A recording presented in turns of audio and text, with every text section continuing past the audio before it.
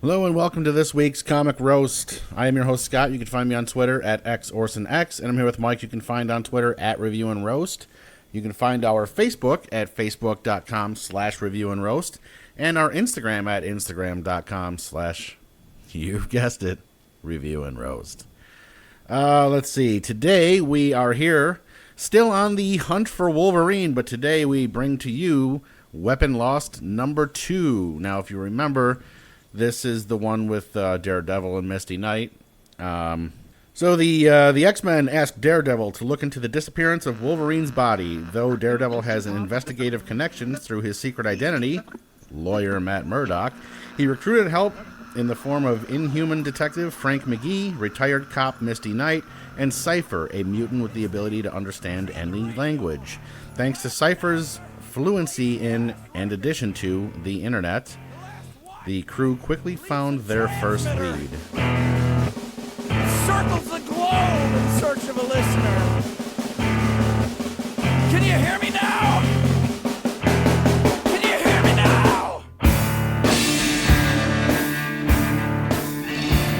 So basically, with the first issue was basically Daredevil going through and just meeting everybody and trying to get everybody on board. And I recall being like, I don't know shit about Inhumans, but this flying car guy is fucking weird.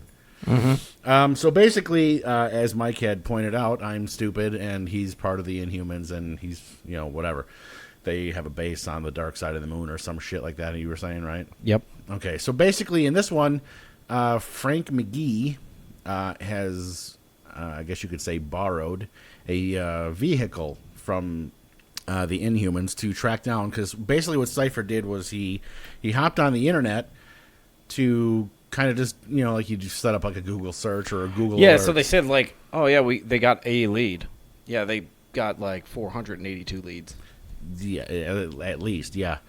So anytime, the Wolverine was mentioned online, it popped up as a lead for Cypher. So basically they're like, yeah, we need you to kind of tone this down a little bit. So they had some, parameters like, make sure it's old Logan. It's not like, the girl or his son, or make sure it was only in the last 90 days, blah, blah, blah. So it's still a sizable list, but this vehicle, forget what it's called, that Frank McGee borrowed from the Inhumans, but it travels twice as fast as the fastest vehicle that most people have access to, so they can track down these leads pretty well. And a lot of it's, why'd you tweet about this? I just wanted to crunch my numbers. You know what I mean? Like, there's a lot of dead ends in here. Not all of them were. They come to a point where I want to say somewhere in Canada. I don't know which province. I'm sure it's in Saskatchewan. Saskatchewan. I was going to say that, but I don't want to get it wrong. I know, right? There's a small cabin. There's some rangers up there in the woods, and they send out a distress call on a broken radio, so it doesn't get very far. But Cypher, being the technologically the dude, the guy that can speak to computers, picked up on it, and he's like, he says like, it was a very weak signal. I don't know if anyone else caught it, but this seems to be going on live as we speak. So why don't we put these leads aside and go see what is what? And that's kind of where they are in this book now. I don't want to go any farther with that, but basically, if you remember this Weapon Lost, right? This is the one? Yes. This one got very high ratings from the both of us. Right. And because it was sort of it's continuing to be the more detective of the books. So if you're into like, I don't want to say like a crime noir, but that seems to be the route in which they initially were taken. Now, this one picks up with a little bit of action, but for the most part, it's still detective work. Yes. And it's actually kind of funny because recently I've started rewatching an old awesome show called Chuck that we used to watch. And me too. Yep. So Mike's on board with that too. And this one it's kind of funny how in this issue, when Misty Knight or Frank McGee are out talking to the subjects, Daredevil's in the van. Mm-hmm. Nope, the heartbeat sounds good. He's like the Chuck. Right. He's the Chuck of the group. Mainly because if you're going to go interrogate people, you want to look like a human, not like some weirdo in a leather red suit with horns, I guess, right? So, he's just basically, he's hanging back and he's just, listening to people's bodies, I guess you could say, like the heartbeats, the breathing, he's a little freaked out, but he seems to be telling the truth, blah blah blah. And it's kind of like what was that other one? Yep. The Claws of a Killer, where when they first got to the town last week or a few weeks ago, whenever we talked about it, and they're like, "Yep, he ain't here." You know what I mean? So when they got to the woods, they're like, "I don't know." Daredevil's like, "I don't hear anything," which isn't exactly good, but he ain't here. You know what I mean? Of course, that may or may not be the case. You're gonna have to read it to find out, or I guess tune in to next month when we talk about the third issue, because shit's popping. Yeah, it really is.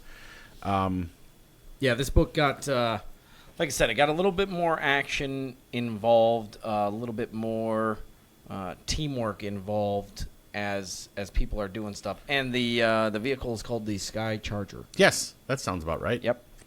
So they're floating around in this thing. He does make I guess it's a foreshadow of, this thing's super fast, and it's got pretty good guns. So yeah, we might get into something at some point in time. So yeah, they're running down all the leads and basically come upon one that they believe is about to be promising. So that's where they sort of leave it off, to be honest. Yeah, I mean, like I said, when I say there's not much to this issue, I'm not saying that as it's like a bad thing. Like, I mean, they're just doing detective work. You know what I mean? Right. And it's not like the other books where there's a lot of quips and jokes, and this one's kind of all business, and that's one of the things I like the most about it.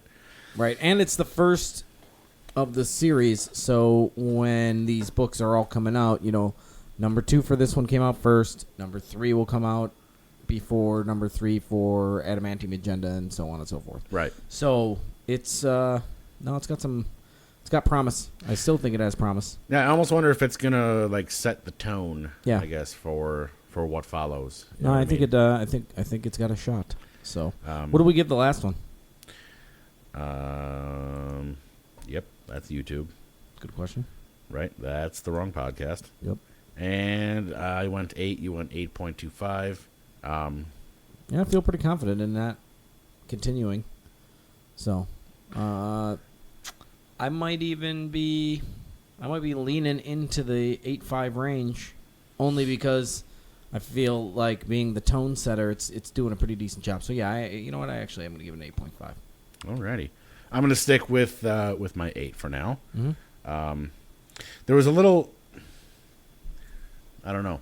I don't want to. It's hard to talk about because like there's almost little you can say without giving stuff out. Yeah. And I'm really trying not to. And we might get into this a little bit, but none of the other this book does a little bit of jumping around location-wise and stuff, because these guys are sort of doing like a worldwide thing where the other teams are sort of already focused on one event, one item, one task. Yeah. These guys are just trying to figure out what's up. Right, So, but you know what? I almost wonder if this is them zeroing in on their one item, one task. Right, yeah, no, deal, I think that's what it is. So, and I think that I think the weapon loss title will put them at some point in time. I feel like they're going to be, let's just say, hot on Wolverine's tail at some point. You know what I mean?